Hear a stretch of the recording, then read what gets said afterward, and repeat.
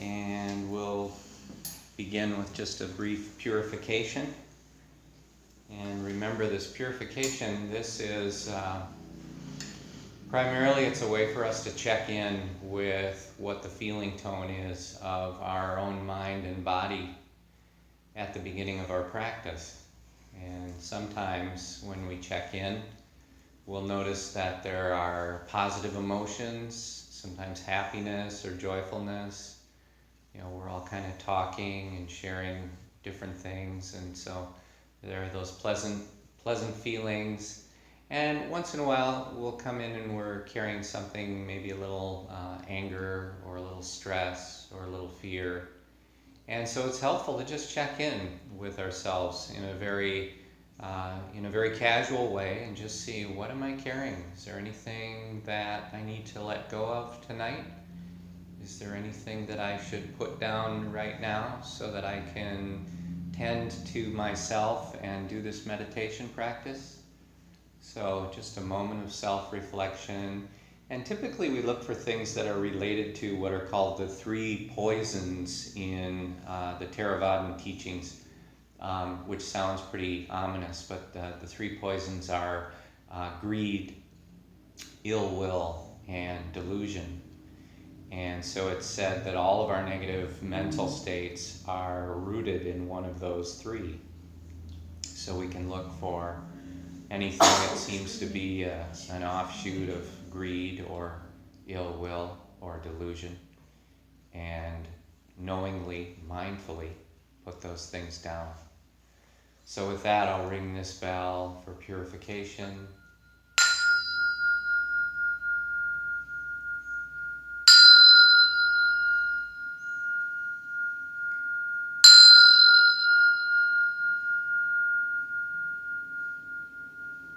Let there be peace. Let there be peace. Shanti, Shanti, that's the Pali word for peace. Let there be peace. Welcome, everyone. Glad to see everybody here.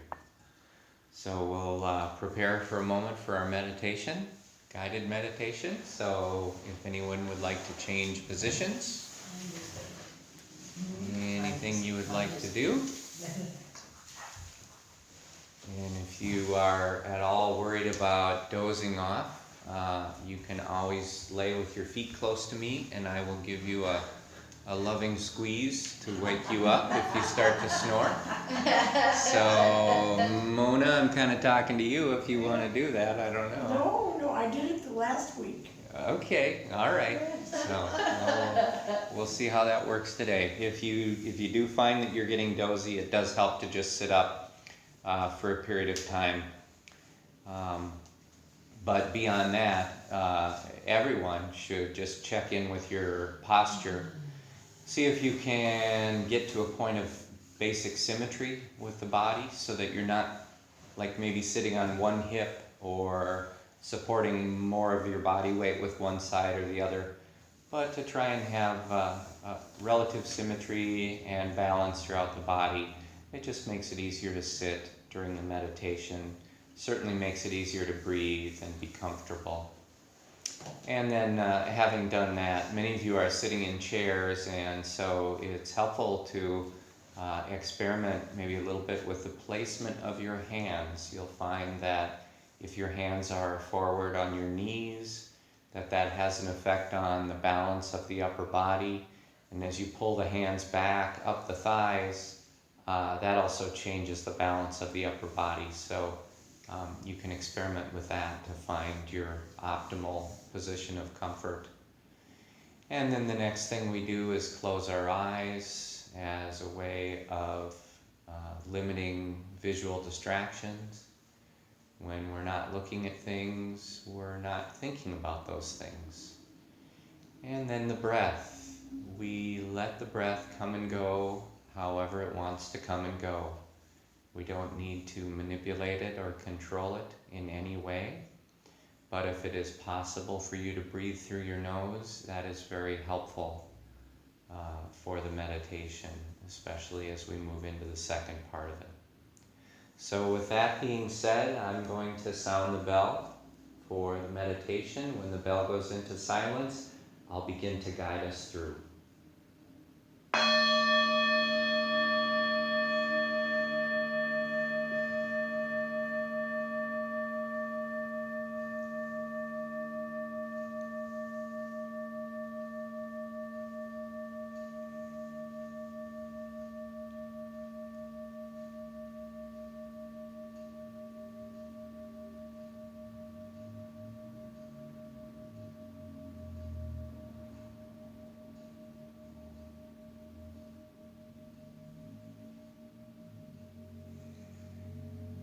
Follow the sound of the bell as it fades into silence.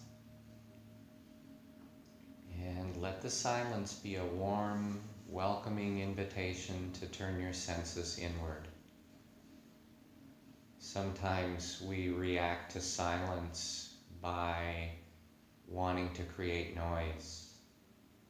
Turn on music, turn on the television. Sometimes we're a little worried about silence. But we discover by turning the senses inward that silence leads us to this place of inner stability and peacefulness. So the silence of the bell represents the silence of our surroundings and our minds, and it does invite us to turn the senses inward and become aware of what it feels like to just be sitting in your own body right now, to just be occupying this body in this moment in time. You can let go of the habit of the mind, which is to be curious and to often project outward, usually around things like sounds. But sounds are a part of our environment. They're just part of the ambient experience and the reality of the present moment. So we let sounds come and go without reaction. And with this sense of presence established, peaceful presence in your body, let's all bring our awareness up to the top of the head and to the area of the scalp. And for a few moments now, we'll just focus on the scalp and any physical sensations that we notice there. So we just bring awareness up, focus on the scalp, all parts of the scalp, and then we wait and we observe what are the sensations. And sometimes these sensations will show up as temperature, feeling of temperature, or warmth, or a coolness, or even a neutral temperature, a temperature that is not noticeable in any particular way. And sometimes we might notice that temperature as being external to the body, or sometimes we notice it as being internal. And in addition to things like temperature, sometimes there is air movement in the room, and we might feel that on the scalp, a very subtle sensation of air movement. And at other times there might be sensations on the surface of the skin. And sometimes that can be just a little tickle or an itch or a pulsation. So keep in mind that there's nothing you're supposed to be feeling. There's nothing you shouldn't feel. You're just opening up. Whatever is there, and your task is to just notice it, be aware, watch it. Sensations arise, they last for a moment, they pass away, they're replaced by new sensations, sensations coming and going. And as we observe the coming and going of sensation, we might notice tension as a sensation somewhere in the scalp. And if we notice tension, we can just let that go. At this point in time, we don't need the extra tension in the body. So discovering it anywhere in the scalp, we just invite it to leave the body. We give it free passage, allow it to leave, and then we maintain our awareness of the sensations. There's this continuity of awareness. Now from the scalp, we can begin to move our awareness downward into the forehead. And as you do this, try to feel the actual movement of awareness. There's sometimes a discernible flow of the awareness. And by maintaining this awareness of the movement, you're maintaining also a continuity of awareness. In other words, it's not starting and stopping, but it's continuing. So moving down into the forehead and then expanding into the temples, letting that awareness flow down a little further into the eyes, through the eyebrows. And then with awareness in these parts of the body, again, we just open up to sensation. What do we notice in these parts of the body? Temperature, air movement, sensations on the surface of the skin, tickles, itches, tingles. Anything that shows up, we observe. There is no need to react to any sensation. There's no good sensation or bad sensation. We just observe objectively, watch as they come and go. When we discover tension, again, we just allow it to leave the body. We give it a compassionate invitation to leave, not because tension is bad or wrong, but just because it's not needed and it's not part of the natural state of the body at this time. So if your brow is furrowed or your temples are tight or your eyes are squinted, anything like that, we just let that tension go. And sometimes we smile when we release the tension because we know we're doing something wholesome and nurturing for the body. And then we continue to observe the sensations, whatever they are, coming and going, changing. And then from the temples, we can guide the awareness downward into the ears, feeling the movement of awareness and the flow of awareness. And then once in the ears, we bring the awareness forward. And we start to move it through the cheekbones and into the face. And all of these areas now, as I start to name them off, just bring your awareness to the sensations there. Notice tension and meet that tension with a releasing, with an unconditional releasing. And from the eyes, you can begin to guide the awareness downward through the nose. Feel it as it moves down through the lips and mouth and chin. Observing all the sensations in the face now. And looking for tension in some of the places where it tends to arise. Maybe the jaws, maybe your teeth are clenched a little bit. Maybe your lips are pursed, or there's tightness somewhere in the face. Noticing this gives us an opportunity to let it go, to smile as it leaves the body, and then to continue to observe the sensations, just whatever's there as it comes and goes, as it comes and goes. And now from the chin, we can start to guide the awareness downward into the neck. And it's good to pay attention to the different parts of the neck. The neck is a larger area of the body, so we can focus to begin with on the throat, the front of the neck, aware of the sensations there, and then moving to the sides of the neck, both sides simultaneously. And then moving to the back of the neck, observing the sensations, and letting any of that tension go. Then letting the awareness begin to flow downward into the shoulders, following that movement of awareness. Sometimes after we start to get into the flow of the practice, we feel that flow of awareness as being very soothing.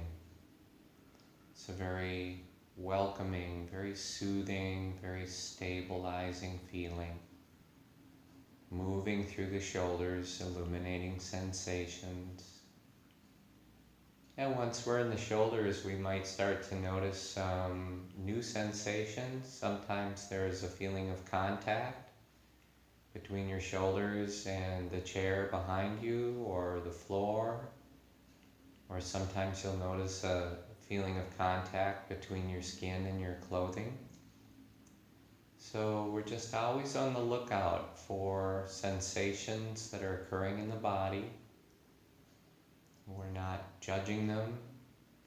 We're just observing, watching as they come and go.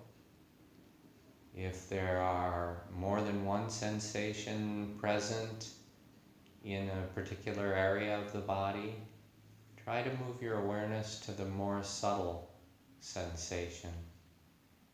And this will help you to focus your mind with even greater clarity. Let the shoulders drop if they're shrugged at all. Let the tension go. Smile to yourself, and then we'll move again, letting awareness move downward into the upper arms. Feel it moving into the biceps and illuminating them with awareness so you can observe the sensations.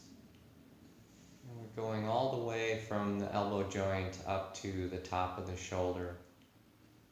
Just observing that whole bicep and then rotating awareness inward to the inside part of the upper arm. What are the sensations? Observing, letting go. Moving to the back of the arms or the triceps. What are the sensations here?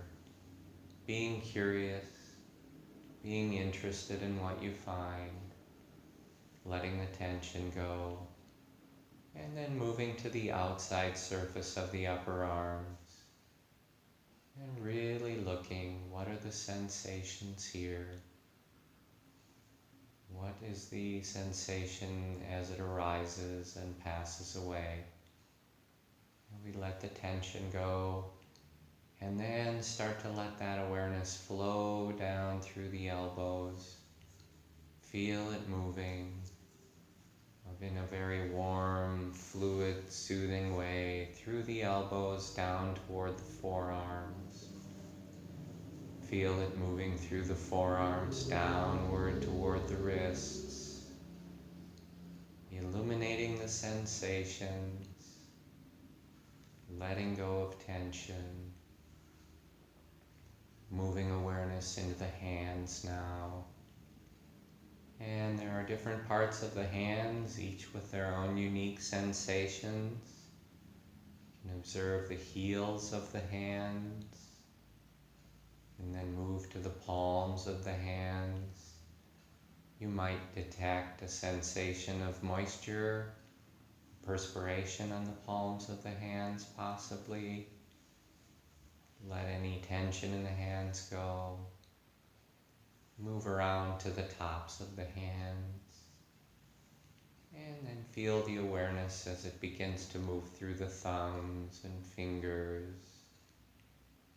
And then we finally bring the awareness right down to the tips of the fingers and the fingernails. Just bring your awareness there and patiently observe for a few moments. Are there any sensations in the fingernails? And sometimes there's a very subtle vibration, a very subtle feeling. Just observe. Just observe. And now from here, we're going to maintain our continuity of awareness and make the move from the tips of the fingers up to the top of the chest. So we make this move with awareness. We can start with the collarbones, spreading the awareness across the collarbones, and then let it start to move down through the chest. And just feel it passing through the tissue of the chest and the muscles and the skin, moving all the way down to the base of the sternum, and then let it begin to move outward through the rib cage. Really trying to remain interested in the sensations, not letting ourselves go into autopilot, but really remaining aware. Letting go of the tension anywhere in the chest or the rib cage. And then bringing the awareness up to the underarms. Spending a moment there, observing. There may be sensations of moisture. And then moving from the underarms down through the sides of the body. Feel that awareness flowing. Gently illuminating sensation. And you are remaining objectively aware, not judging, just aware, meeting tension with an automatic releasing. So even when you come upon tension, there's no aversion, there's no disliking, it's just release. We just let go, no questions asked. Once the awareness has moved down to the waist, we can guide it forward into the belly and begin to observe the belly as it rises and falls. There's a sensation associated with that, rising and falling. Sometimes there's a feeling of expansion or contraction. Sometimes with the movement of the belly, we'll notice the feeling of contact between our skin and clothing. So again, just aware of all of these sensations. No reactions, just full awareness. Full awareness, letting the tension go so that the belly can be free and relaxed. Just let the belly hang out. And then from the belly, we'll maintain our continuity of awareness again. And we're going to move around to the top of the back. So we bring the awareness to the base of the neck in the back. And we start to let it move downward through the upper third of the back. Through the shoulder blades. Feeling the sensations. Letting the tension go. Dropping the awareness just a bit further into the middle part of the back. Again, sensations, whatever's there.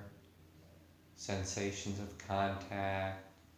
Sensations of bearing weight. And moving down to the lower part of the back. Sensations here. Sensations of contact and bearing weight. Sometimes as we move through parts of the body, and commonly in the back, we'll discover sensations that we might consider unpleasant. We might find a little pain or a little fatigue. And when this happens, it can be difficult to remain objective about the sensations, because our reaction is to not like them and to wish they would go away. But we find that in reacting with negativity to these unpleasant sensations, that we begin to turn the pain into suffering. So as you move your awareness through your back, become aware of the great spaciousness of your awareness. That your awareness encompasses such a wide range of space that the sensations of the back are just a very minor part of it. And so you can allow them all the space they need to be just as they are without disliking them or rejecting them. And just let them do what they do. Move the awareness through and release the tension. And now we'll bring the awareness down into the sit bones. Begin to observe the sensations there. Oftentimes the feeling of bearing weight or the feeling of compression. You can move the awareness through the hips and move the awareness through the pelvis in general. Just observing all of the different sensations and letting go and not judging. And then we move to the thighs. And the thighs are larger parts of the body, so we'll focus for a moment on just the top surface of the thighs from the tops down to the knees. What are the sensations here? You might notice the contact between your hands and your thighs if your hands are rested there. Moving awareness outward now, rotating outward, we move to the outer surface of the thighs. Again, from the hips all the way down to the knees. Sensation being observed, impermanence being observed. No sensation lasts for very long without changing. And we move to the underside of the thighs, observing and letting go. And then finally to the inside surface of the thighs, observing and releasing. And then we let the awareness flow down through the knees. Feel that flow moving through the knees, soothing flow of awareness. And with this objective awareness and this letting go, sometimes we'll discover that there's a feeling of joyfulness that begins to fill our consciousness. A feeling of real freedom and stability. A very pleasant feeling tone to that. Moving awareness down from the knees into the calves. Feeling it moving into the shins. Feel it moving downward further still into the ankles. And again, just stay with the observation of sensation. Stay with it. Moving through the ankles now down into the feet. And if you move your awareness into your heels, become aware of the sensations there. And then from the heels, move to the soles of the feet. Then moving to the balls of the feet. And then rotating around to the tops of the feet, observing here, observing the toes, moving the awareness down to the toenails. And just like with the fingernails, just take a little time to observe, focusing with great clarity on the toenails. What are the sensations? And there are subtle sensations, pulsation, vibration, a feeling of energy. Just observe. And now from the toenails, let's move our awareness back up to the top of the head, back to the area of the scalp. This time, at your own pace though, you can start to move your awareness back down through the body. But try to follow about the same path that we did together, just so nothing is forgotten or left out. Move down through the head and face, move down through the body. You can move a little more quickly if you want to, or stay with the slow movement. But you'll find that in just a brief moment of time, you can observe the sensations in an area, and you can release the tension if any is found. You might notice that there is tension in parts of the body where you just released it a few minutes ago. So maybe it's kind of crept back into the jaws, or to the shoulders, to the tummy. The tension that we find in the body, especially the tension that reappears over and over in the same places, this is habitual tension held by the body, and it's held as a response to difficult emotions. So if we have an experience in the morning, something startles us, maybe driving in traffic, someone slams on the brakes, and we feel that horrible jolt of adrenaline and fear moving through the body. Well, in addition, we tense up, and then we move on, and maybe we forget about that incident, but the tension in the body remains. And that tension, that latent tension, replays the negative emotion that came along with it in the beginning. So at a very low level, at a very unconscious level, there is still anxiety and fear. And that happens all day with different things that make us angry, disagreements with coworkers or friends or partners. Different things happen that frighten us or make us angry. We hold tension in the body. The mind moves on, and so we're no longer aware, but at an unconscious level, the tension remains, and it plays those difficult emotions over and over at an unconscious level. Just like a background hum of uneasiness, a background hum of some sort of anxiety that we can't quite put our fingers on.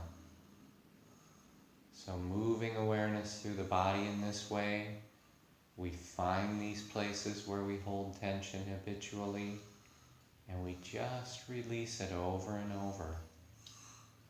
We don't drive it away with anger. We just notice it and let it go. Notice it and let it go over and over. And now, if you've had a chance to move your awareness back down through your body at least once, letting that tension go, let's all bring our awareness up to the base of the nose and to the little patch of skin there beneath the nostrils and above the upper lip. If you're beginning to feel drowsy at this point, you can take a moment to sit up and see if that can sharpen the mind a bit, re-energize you. But we'll bring that awareness to the base of the nose, the little patch of skin beneath the nostrils, above the upper lip. And then from there, we'll expand just a bit further into the rings of the nostrils. And then we'll take it just a little further still into the nasal passages. So now if you can picture it, we have this triangular area of the nose. We have all of our awareness focused here. Just focused here. And so we focus this awareness on the movement of the breath, in and out, as we breathe through the nose. So breathing in, we're just aware, breathing in. Breathing out, we're just aware, breathing out. Breathing in, I know that I'm breathing in. Breathing out, I know that I'm breathing out. Sometimes you might notice that one breath is a little shorter. You might notice one breath is a little longer. Sometimes you'll notice that there's more air moving through one nostril than the other. Sometimes both nostrils, the air is moving evenly. We're just aware of this movement of breath in and out, in and out, staying focused here on the triangular area of the nose. And as you observe this movement of the breath, try to stay with it, this continuity of awareness, for the full duration of each breath. So staying with the in-breath for the whole thing, all the way until it slows and pauses, then it reverses direction and it becomes the out-breath, and then you stay with the out-breath for the whole thing as it slows and pauses, and then it becomes the next in-breath. So this continuity of awareness allows us to stay with the entire breath, moving in, moving out. And as you're observing the breath, become aware of the touch of the breath, anywhere in that triangular area of the nose. So as you breathe in, there's a feeling of touch somewhere in that triangular area. Breathing out, there's that feeling of touch somewhere in the triangular area. And as you stay with that feeling of touch, you'll begin to notice even more subtle sensations of the breath. Like when you breathe in, the air feels just a little drier. Then when you breathe out, it feels a little more moist then. When you breathe in, the air might feel a little cooler. Compared to when you breathe out, it might feel a little warmer. So you're staying with the movement of the breath and the sensations and touch of the breath. And just let that be your focus. Stay with the breath, stay in the triangular area of the nose. And sometimes as we observe in this way, we'll start to notice that the mind wanders a little bit, that the awareness drifts away from the nose. Sometimes it's to sounds that we hear in the room or outside. And if you notice that your awareness has drifted away following a sound, in that moment of noticing, just guide it back very gently, as if you were taking a child's hand who had wandered away from the group, and you just guided that child gently back and said, "Stay here, stay here." And so you return your awareness to the breath, letting go of sounds, just returning, no reaction required. Re-establish awareness of the breath. And sometimes you'll discover that the mind has moved away following distractions that arise as physical sensations. So you might feel an ache or a pain in the body, or a feeling of fatigue, and this pulls the mind away from the breath. And so again, in the same way, this is an opportunity to focus the mind and train the mind. So we go to the wandering mind, take its hand like a little child and guide it back. Say, "Stay here, stay here." Re-establish awareness, staying with the movement and touch and sensations of the breath. Just staying focused right on the triangular area of the nose. And sometimes we'll discover that distractions come as just random thoughts in the mind. An image shows up, memory shows up. And we'll kind of chase that for a little while until we remember, oh yes, I'm distracted. I was watching the breath and now I'm distracted by the mind. And so we react in the same way, which is with great gentleness and compassion and kindness. We take the hand of our awareness, we guide it back, say, come on back, stay here, continue to observe, let go of every distraction as it arises, returning awareness to the triangular area of the nose. And we just do that over and over. So let's spend a few minutes together just doing this in silence. Focus your awareness on the breath and stay with it. If you're feeling dozy, please sit up. That will energize your body and mind. Pay attention to the breath. In just a few minutes, I'll sound the bell to end the meditation.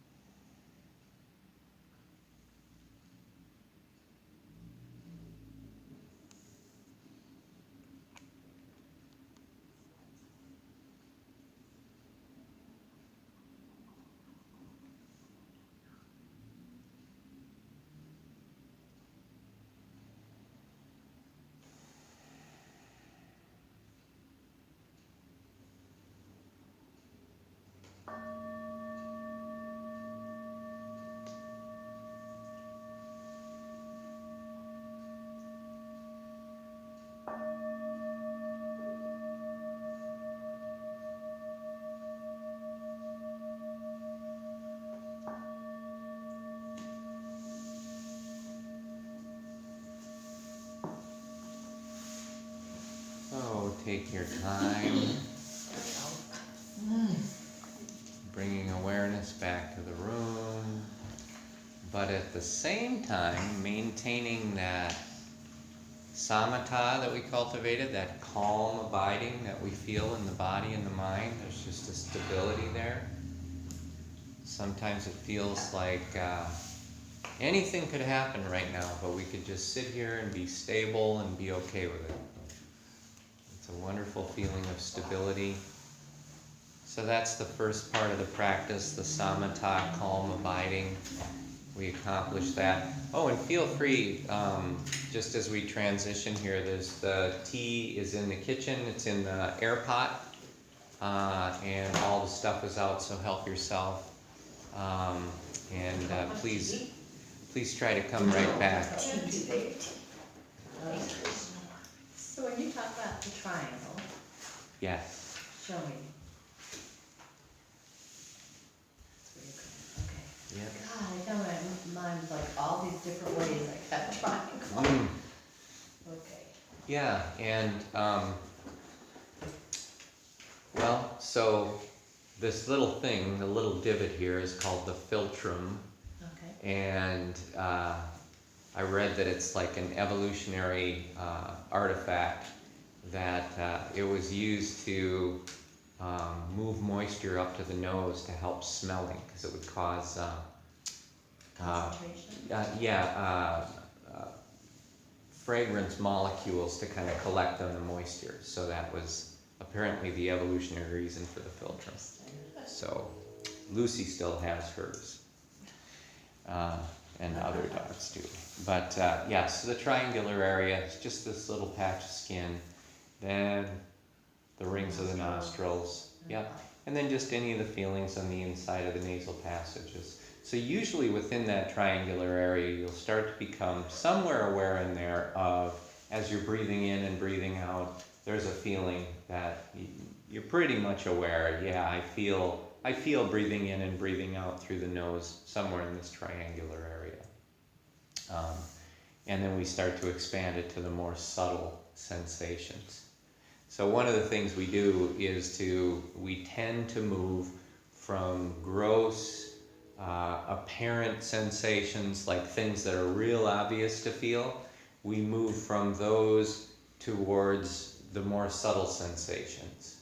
And the reason we do that is to concentrate the mind further and further, and to develop an ability to stay focused on something. So there's that's a intentional part of the practice, is kind of that movement from the larger parts of the body, the scalp and the face, and as we move through, there's sensations in these areas, and so we pay attention to them, but we're there for just a short period of time, and then we're moving to the next area. But we're developing this concentration and this awareness of sensation and this objectivity towards it. Usually, we're pretty disconnected from the sensations that we have in the body, and about the only time we pay attention to them is if there's a problem. Yeah. So it's like, okay, now I notice my body because it hurts, or now I notice it because I'm really tired, or I'm really hungry, or I have a headache, or whatever it is. And so our relationship comes, imagine if that was a partner and they called you every time something bad happened, but they never talked to you about anything good that ever happened, or some friend. I mean, that would kind of get old fast, but that's the way we really are with our awareness of the body. So this practice, one of the important things about it is we're in contact with the body on an ongoing basis, and we realize that a lot of the sensations are pretty neutral. A lot of them are pleasant. Some of them are unpleasant. But when we're aware of them, we bring this quality of sati, or awareness, to them, that we're able to just look at them objectively. We're able to have this equanimity as we observe these different sensations of the body. And then we bring it to all the sensations, not just the unpleasant, but the neutral ones and the pleasant ones as well. I just watch them all, So pain is pain, neutral is neutral, pleasure is pleasure, but I just observe and I watch them come and go. But then when we move the awareness to the nose, we're starting to really concentrate and focus awareness to this one small area. So this is like taking like a magnifying glass that you take outside in the sun. We all did it when we were kids, and you kind of hold the magnifying glass in the sun, and there's sort of a big beam, and as you hold it right, that beam gets smaller and smaller, and then you can start leaves on fire with the magnifying glass. It's kind of like that with the mind. I mean, we're focusing to the smaller and smaller area, and then we're staying put. And so this really focuses the mind, which helps us as we continue with the practice. But we're able to stay with the experiences that we're having in the body. So those are very helpful. And then one of the big things we notice as we go through the meditation is that there are all these opportunities we are given to react to what is going on while we're meditating. And a lot of times those opportunities are sounds. We'll hear something, distracts us away, we'll hear the sound. Sometimes we react negatively. It's like, oh, I don't like that sound, or I wish that was quiet. And, or that truck went by, made a loud noise, I couldn't hear what Ken was saying.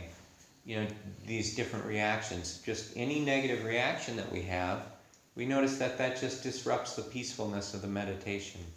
Sometimes just for a few seconds, but that's what happens, you know. It's like, oh, I'm a little agitated now. There are other times where those same kinds of things come up, and it's just like water off a duck's back, you know. Trucks going by, the Harley's going by, we hear it, don't care. Noises inside the building, don't care. And in those moments, you know, there's real peacefulness. We sustain that peacefulness that we've cultivated. So it's important to kind of know that that's sort of the inner workings of this practice, why we do it the way we do it. So the function of concentrating the mind, training it to remain focused on something. And then if you can train the mind to remain focused on something, that's when we can really start to make progress. So that's why we do this essentially the same way each week. So that was a great question, led to a good explanation. Anybody else have anything or comments? Kids, do you know if monkeys still have it? What's that? Apes, do they still have it? The filtrums? You know, I think I saw some footage of a gorilla, just a beautiful gorilla, and it sort of looked like it did because it knows But I had can't tell. those grooves. Oh, yeah. Is he Yeah. got one? So I don't think he has it, do I? Is it just the Oh, way he's yeah. doing his mouth? yeah, it's For sure. kind of interesting. But they, no, this is a gorilla, right? We're not related, are we related to them? I can't remember anymore. I feel like I am. Looks like They're great. looks Does it like look some like of it the has people that show up at my family gatherings. So Yeah. I'm thinking I'm related. Oh, Looks a little bit like my brother Steve, who won't listen to this recording, so I'm safe. Interesting article there. Yeah. Gorillas in there. well. I think it was an ad for something else, I don't know. So, and then maybe one other thing I'll point out is, as we're just kind of talking about this, is that you'll notice that we come to kind of all of the things in the meditation with a degree of compassion and kindness. I mean, we really need to cultivate that towards ourselves. I think we're pretty used to beating ourselves up for all sorts of different reasons for our whole life long. When we're doing the practice of meditation, this is one of the kindest, most compassionate, most healing and nurturing things that you can do for yourself. So there's no place for getting down on yourself, or, oh, there you go again thinking, or doggone it, you know, you aren't paying attention, or you've been distracted. We don't do any of that. Every time you notice that you're distracted, or that you forgot to pay attention to the nose, or that every time you notice that, that's progress. You notice it. It's progress. Eventually you'll notice it. It's always progress. It's wonderful. So each time that happens, just like smile. When you realize, oh yeah, my mind was drifting for a while. Smile, because you just noticed. Bring it back. Start over. You get as many chances as you need. Get to do that That's over good, and because over. we need a lot of chances. But you know, but then over time you find some meditations you'll be with the breath for 2 or 3 breaths, all of a sudden the mind is gone. It's just somewhere else. It depends on what happens during this day too. Sure. I think that's a lot. All sorts of things like that. Yeah. Yep. Yeah. What you bring to the meditation, if you had a super exciting or eventful day, Sometimes that'll make a difference.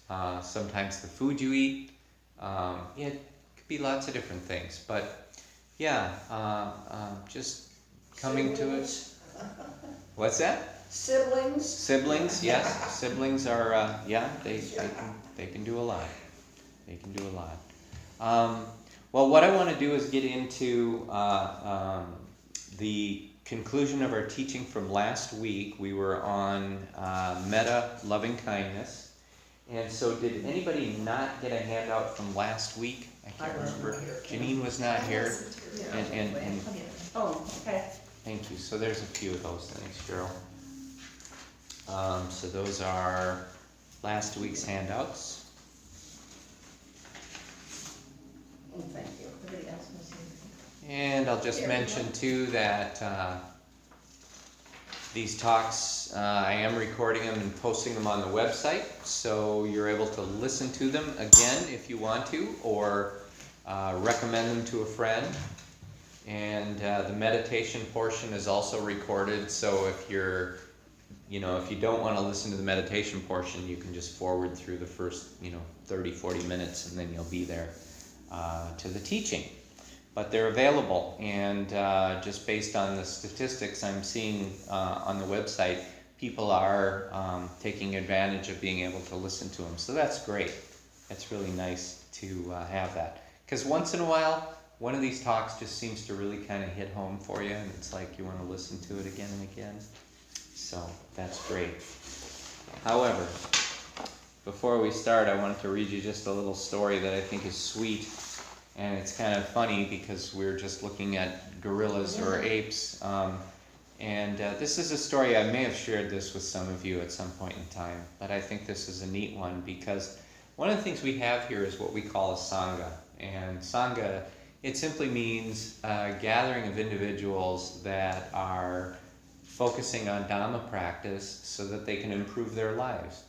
And when you get together as a sangha, there's a certain amount of camaraderie. It's like everybody knows, yeah, we're all here to work on the same thing. And we're all here not to be judgmental. We're all here to support each other with loving kindness and compassion. And so the sangha is just a really neat thing. And so this story kind of dovetails on that idea of support. But this is a true story.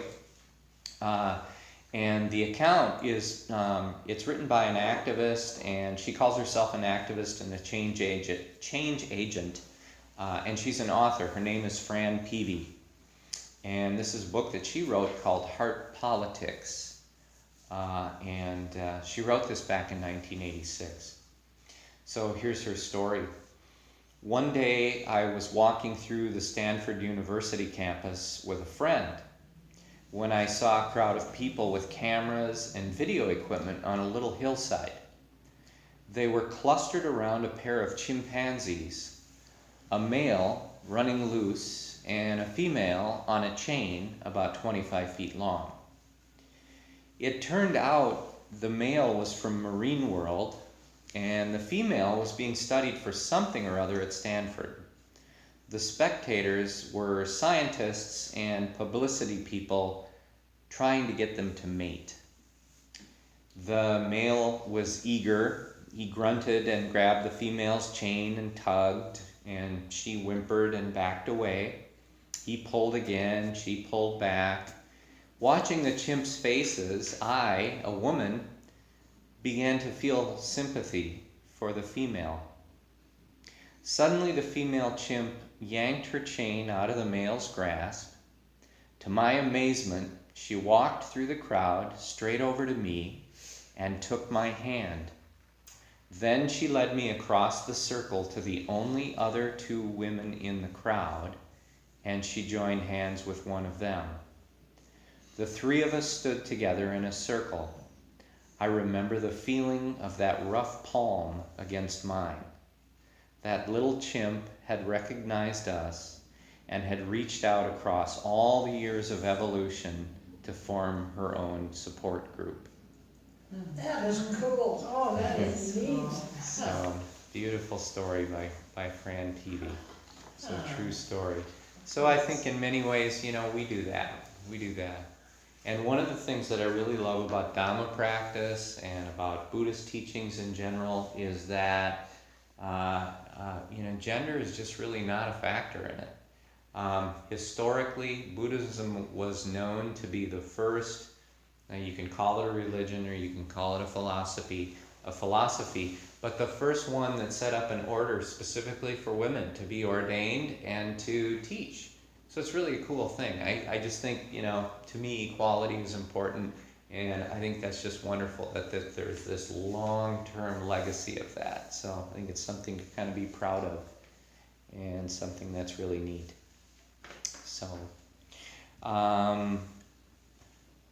So getting back to last week's teaching, and I want to review just a couple of things before we get into the material we didn't cover. So if you're following along, it's the last paragraph on page 2 where we get into deep in the Dhamma. But what we were talking about is if we're generally walking around trying to project goodwill or loving kindness towards other people. And that's part of the practice. We're trying to cultivate goodwill in our own hearts and minds. We're trying to cultivate loving kindness in our own hearts and minds. And then we just try and offer that in whatever way seems appropriate as we are interacting with people. So whether it's strangers in the supermarket, just kindness, or holding a door open of the freezer while they reach in and grab their stuff, or just little things like that. However it is we display it. So we're working with it as an important practice and sharing goodwill and sharing loving kindness with others. And sometimes we will notice that even though we're doing that other people will not return that goodwill. That some people may respond to us with negativity. And sometimes that happens. Somebody will be rude, or somebody will maybe just ignore you entirely, whatever it was you did. Sometimes there's even some hostility. So that can happen. And when this happens, our initial reaction, kind of the normal human reaction, is to feel a little offended, right? We feel like, oh, geez, I feel bad. I'm trying to be nice, and here's this guy being not so nice or being a jerk, and maybe we get angry. But this is our natural kind of initial reaction that starts to come up. It's important to be aware of that. It's important to be mindful of it. That's part of our practice. Because when we're aware of our reactions as they're coming up, that puts us in a position to decide what we want to do with them next. We don't have to go into autopilot the way that we've normally done it throughout our lives and respond with, kind of meet fire with fire, meet negativity with negativity, that sort of a thing, as sort of a self-protective way. We have the ability through mindfulness to be aware of our reactions as they're coming up. And our reactions are really the things that are going to determine how we feel. They're going to determine what our life experience is. So sometimes I've shared that phrase that we use, it's not what's happening that's important, it's your relationship to what's happening that's important, right? So in the case of meeting somebody in the supermarket that's maybe negative towards you, what's really important is how you react to that, what your relationship is to that negativity. And so it's a very important moment because it's transformative in the practice. And when we react with negativity, what we're really doing is we're reinforcing that old habit of reacting with negativity. So every time we do that, you'll hear about kids who grow up in a family where anytime anything goes wrong, there's hollering. People holler, there's angry, and slamming doors, things like that. And we know from years of research and from teachers working with these people that those children tend to repeat those same kind of behaviors as they become parents and they become older. So we know that these repeated patterns really embed themselves in us. And in the practice, those patterns are called sankharas. And so about 2,600 years ago, this was discovered that these patterns are being reinforced in us whenever we repeat them.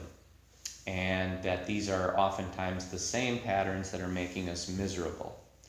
So if, with our awareness, we respond by moving towards equanimity, and equanimity means a few things. It means intentionally choosing peacefulness. I mean, you can sense, hey, this guy's getting grumpy, and you can say to yourself, you know what? I'm just going to move to peacefulness. I'm going to take a deep breath. I'm going to exhale. I'm going to try and let it go. And just by saying something that simple and doing something that simple, it really makes a difference. You know, sometimes we think, oh, that's silly. It's not major enough. It's not significant enough. We think things kind of have to have a big footprint or a big impact in order for them to make a difference. But just that simple thing, we can just say, oh yeah, this guy, he was upset for whatever reason. I moved to equanimity. I move to equanimity. So that helps to prevent that sankhara from being reinforced or from a new sankhara from being produced. So it's very important, very transformative moment for us. If we respond by moving towards equanimity and letting go of habitual negativity, we create no new sankharas, and we don't reinforce the old ones. And in fact, we eliminate some of those old existing sankharas by moving ourselves immediately towards happiness and ultimately in the direction of full liberation. So you can look at this as kind of choosing an exit on the highway. Here's where I'm at. Things are looking negative. Things are looking like I could get grumpy and upset myself. What I'm going to do is choose equanimity. I'm going to let go of that. And so now my new habit pattern that I'm going to be creating is when I meet negativity in other people with a degree of compassion and wisdom, I'm going to move myself towards equanimity. So in that sense, equanimity is peacefulness, it's balance, it's maintaining a degree of composure even when things around you are getting a little hairy or a little ugly. So that's an important thing. The other thing to keep in mind is that if somebody reacts to your goodwill with negativity, that this person needs your compassion. Because if you come up to someone and you're just pleasant, you smile, and they don't, or they're grumpy, or they're negative, what you know is that that person is suffering, right? That is an outward display of I'm suffering inside. Because if somebody comes to me and smiles, and all I can do is respond with a frown or a grumpy noise or a comment, I know that that person's suffering, right? And so the practice tells us, well, what do we do with that? We convert that to a moment of compassion. That one of the highest states of human consciousness is compassion. So we recognize this person who I am providing, or coming to with goodwill is responding with negativity. This person must be suffering. And so to them, they need compassion. They need compassion. Now, maybe you don't do or say anything else, but what you're doing is creating this attitude of compassion in yourself, right? So again, this is changing the habit pattern of the mind. So rather than starting to, because some of the other things we'll do, if we're not doing this, is we'll think of reasons to justify our kind of dislike or disdain for this person, So we'll look at him and say, well, he looks like this kind of a person, and so it's no surprise he's a jerk, or, you know what I mean? That's how we do it. We sort of rationalize. This is why this person is this way, and I'm good, so it's just, we kind of blow him off. What we do with compassion is we recognize, oh boy, that person is going through something tough because they're grumpy, and we don't know. Maybe they got some really bad news. Maybe they just lost their job or found out somebody they love is sick, or we don't know. We don't know. So, and you know what? We don't need to know. But what we need to know is what our relationship is going to be to that stuff when it comes up. So when we see negativity as a response to our goodwill or to our loving kindness, We know that they're suffering, and we know that what we need to provide to that situation is compassion. And it's as important for us as it is for the other person. So compassion, very important. And again, when we do that, we're creating new positive habit energies. We're eliminating these old sankharas. And you don't have to, let's just say that over the course of your life that you have accumulated 100,000 negative sankharas for the different reaction patterns that you've developed. Let's just say that's the number that you have. And you get involved in this practice and you decide you're going to start to change those habit patterns. It's not like you have to have 100,000 chances to respond in a positive way. But what this really works like is that you're going to the root structure of the negativities, and that's where you're working with things. You're uprooting it at the root structure. So the individual sankharas may display themselves like one little weed with a leaf here and one little weed with a leaf there on the surface of the soil, and maybe it'll be 100 little weeds and 100 little leaves. But what we're doing with this practice is we're going deep to the root, and that's where we're cutting it all off. So we can eliminate many, many sankharas just with these individual episodes of being fully aware of what's going on, knowing what's happening, my reaction starting to come up to it, me choosing to do something different, moving to that equanimity, letting go, offering thoughts of goodwill and compassion for this person. So maybe just saying, may you be well, may you be well. You're sending the, something. They may feel something coming from you. Yeah, they may very well feel it. And sometimes maybe they've turned the other way and they've moved away and so they didn't feel it, but it's still important that you do it. I really do believe that the energy that we put out, people feel it. And the reason I believe that is because, I've walked into rooms where it's like, whoa, there's a negative energy here. I feel it. Or I've walked into rooms where it's just like, wow, this is a really light, positive energy. One of the things I love about having this here is, you all leave and this place is like a charged battery. It's just like, it feels so good, And so here Lucy and I are walking around and it's like, it just feels good. Well, all of this positive energy, it's a real thing. I believe it's a real thing. So yeah, that's great. Then if somebody responds to your goodwill in a positive way, which often happens, maybe they smile or they laugh or they, kind of exchange a few words of small talk with you, like we often do, well then you have another option, and that is to cultivate appreciative joy. And so this is a wonderful thing because, for example, maybe I'm having a busy day where I'm just doing work mostly, and so things are fairly neutral in my life. I just kind of got my heads down in my books, and I'm writing things, and just kind of tending to daily life.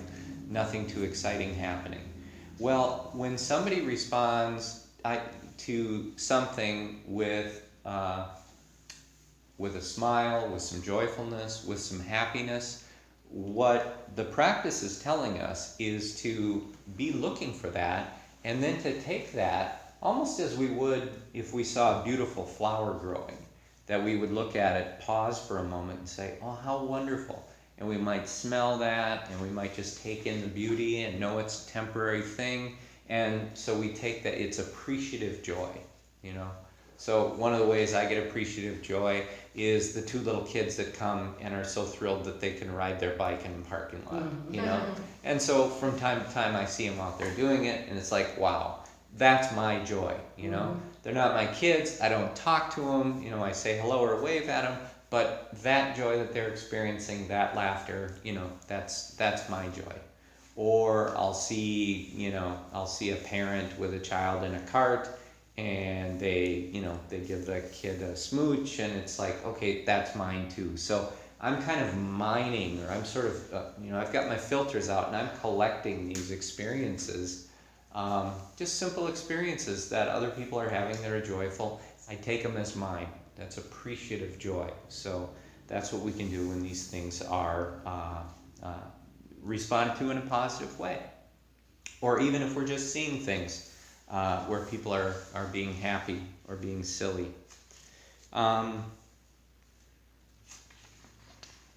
There is a traditional practice which is metta recitation practice. Again, metta is the Pali word. It means loving kindness. It also means goodwill. And metta is one of the 4 Brahma-viharas. It's also the 9th of the 10 perfections. So, it's got a pretty high level of importance in the teachings. But traditionally, there has been what is called metta recitation practice. And there's kind of a specific way or a specific formula that this is done, where we offer metta to different people. So, and there's a method to it.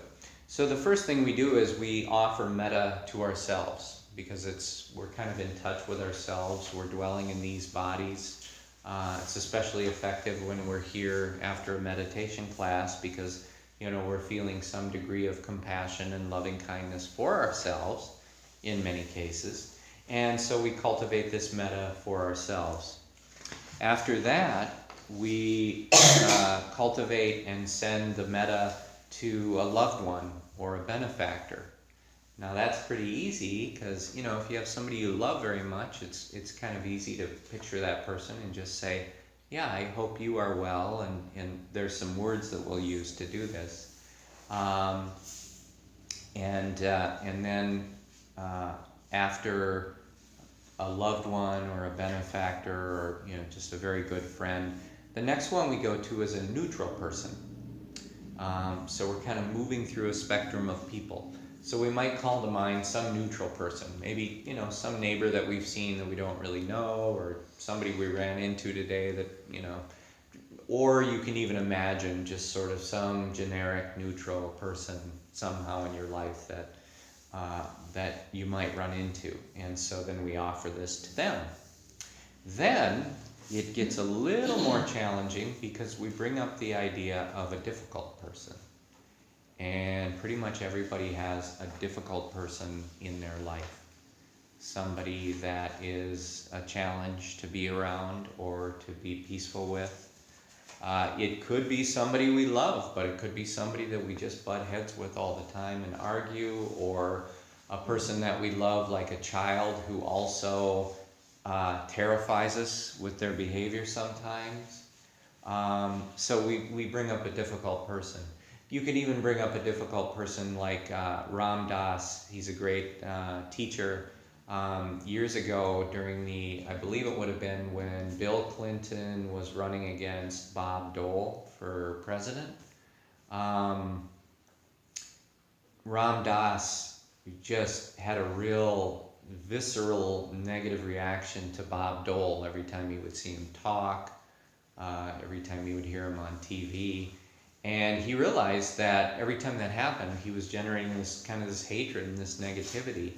And so he went and got a picture of Bob Dole out of a magazine. He put it in a frame. He put it on his Buddha altar, right next to his Buddha. And he said, this ill will cannot be a detriment to my practice. I need to offer loving kindness to Bob Dole. And when I can do that, then I've gotten through this block in my practice. So that's a true story. I thought that was just a really cool way of dealing with a difficult person. Another very short story, I have done this practice many times with a woman who she hasn't meditated in this group for quite some time, but we would come up with our difficult person, and she always chose the same individual. I don't know who that person was, but she shared with me that the first few times we did a practice like this, she could generate no goodwill or loving kindness towards this person whatsoever, because this person had really hurt her in some way. And she could generate nothing. for this person. And over time, we just kept working on it, Eventually, she was able to generate some degree of forgiveness and compassion and loving kindness. And after a few years had gone by, she told me, I've been working on the same person every day as part of my practice, and I've actually gotten to a point now where I have to find a new person to be my difficult person, because I've really gotten to the level where I no longer have any ill will for this person. There's just compassion, So that's a true story, just a neat thing that, this can really transform our lives. So that difficult person is one that we offer this to. And then we offer it just sort of in general to all beings. So you can look at that any way you want to if it's all human beings. I like to look at it as just anything that's alive. I like to offer loving kindness to it, because why not? I like dogs and squirrels and, I'd just soon see everybody be happy. So I like to offer it to all beings. So what I would like to do, we're coming towards the end of our time. I'd like to just finish it by doing this practice together. So we'll do this Metta loving kindness practice. I will guide us all through it, so you don't have to read along or follow what it's going to be. But I just kind of wanted to give you an overview of what it is, so you sort of know, so you knew what to expect from it. So again, we're going to start with ourselves. We'll move through those other people. But there's some words that we recite. Now you don't have to say them out loud. You can just repeat them sub-vocally. So you kind of let my vocal cords speak for you, but let your heart and mind and spirit say these words as I'm saying them for you. Okay? So we'll do this together. So if you just want to take a moment, and I'll use a different bell for this practice. Close our eyes. Yep, you can close your eyes. That's helpful, because we'll do a little visualization. So closing your eyes and just relaxing your body. And this just takes a few minutes, so it's not a long practice at all. So I'm going to sound this bell just to kind of sanctify this moment, purify the space.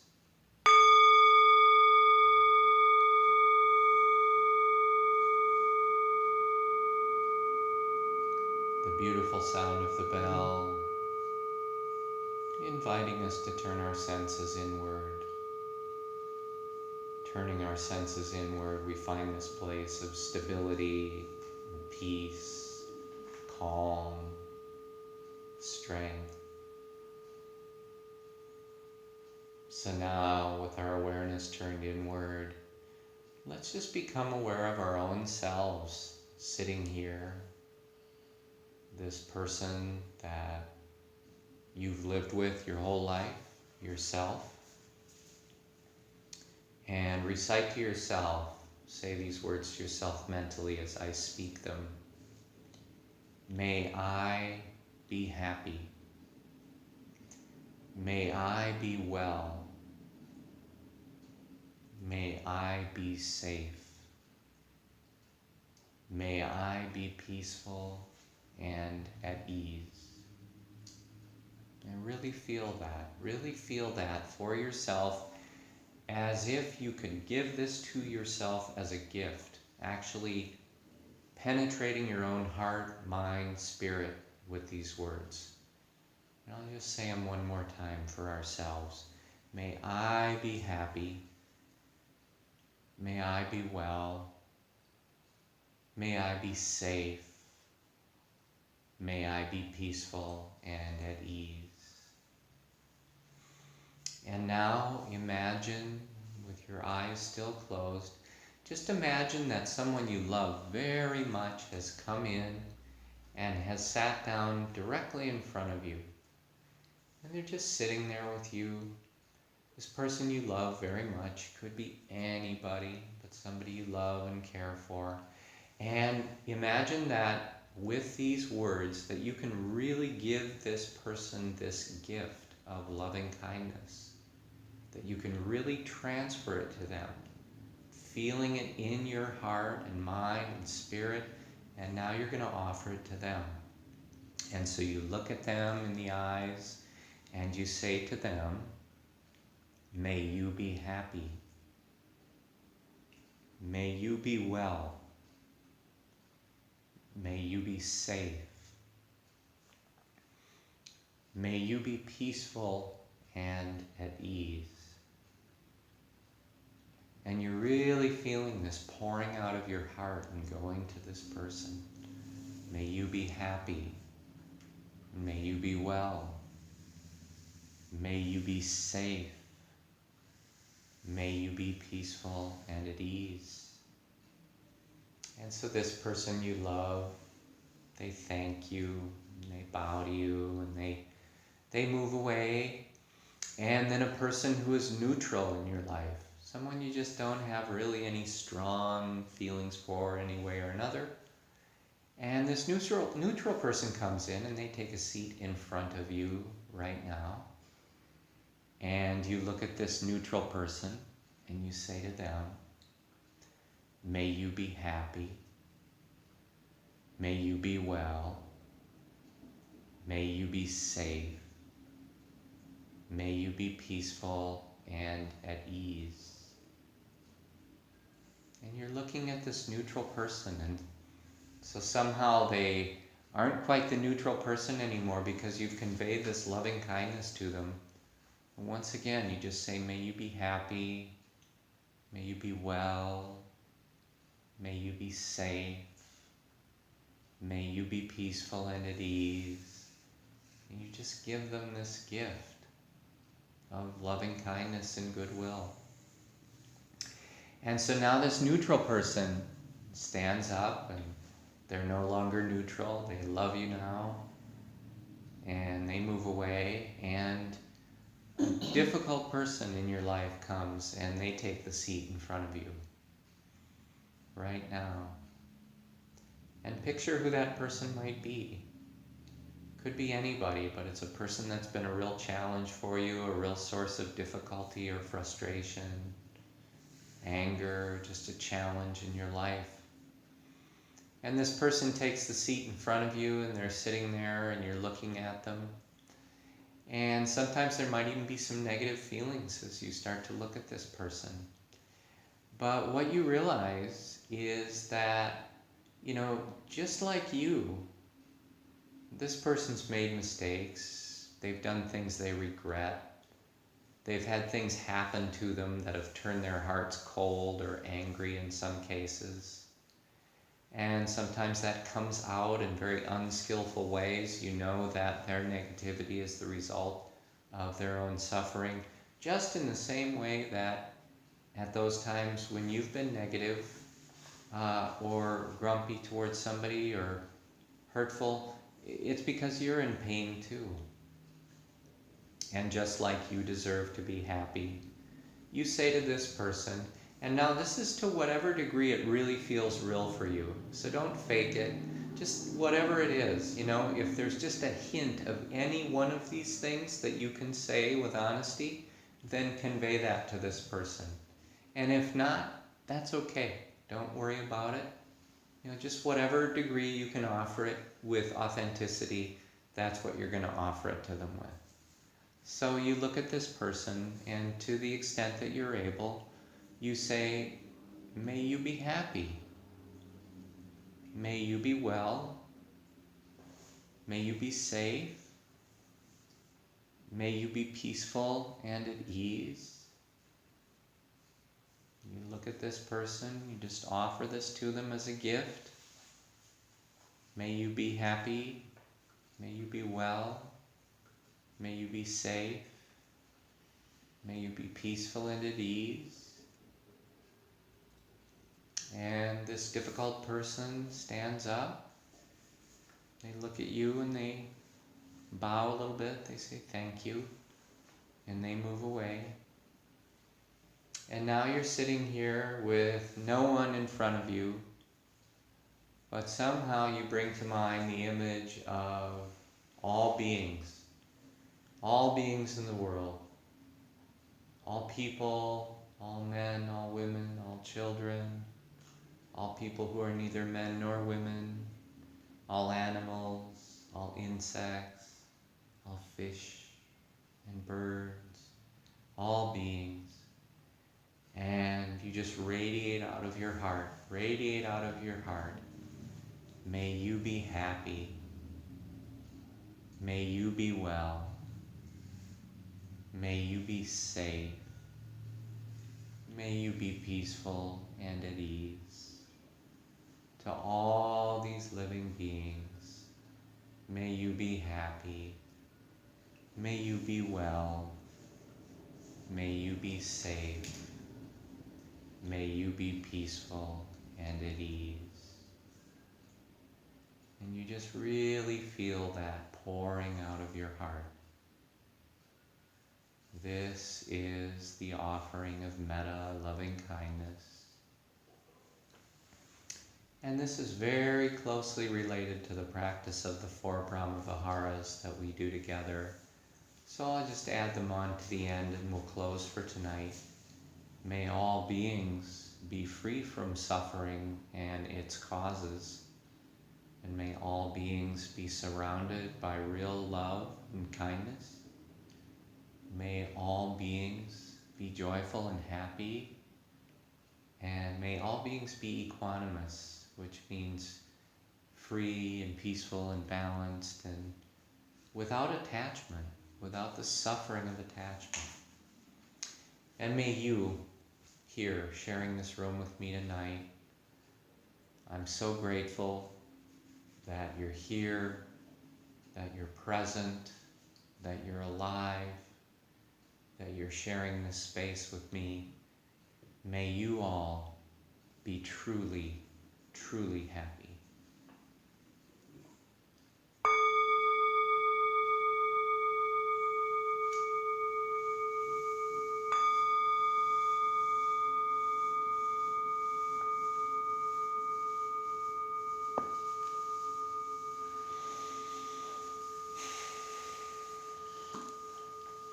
And that feels good.